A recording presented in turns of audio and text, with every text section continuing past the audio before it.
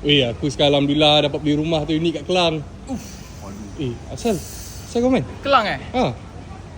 Kelang kan? Kau expect apa? Kalau tiba-tiba ada peluru sesat lalu depan muka kau, jangan marah aku lah. Aku bersyukur anak aku lahir semalam kan. Sempurna lah, elok lah. Tahniah tu.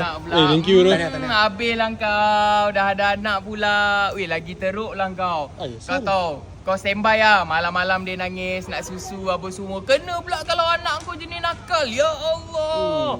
Panjat sana sini kau duduk. Dah lah kondo tinggi. Kalau jatuh tu,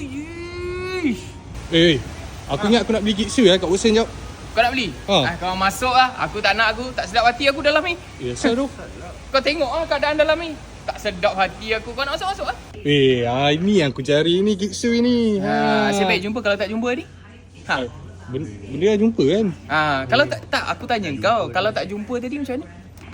Yalah, dah jumpa kan? Kau bersyukur lah. Alhamdulillah. Lan, kereta baru kau ni Lan. Kita baru aku. Alhamdulillah. Aku dah lama Lan nak angkat kereta ni Lan. Kau okey Lan? Kau nak ambil?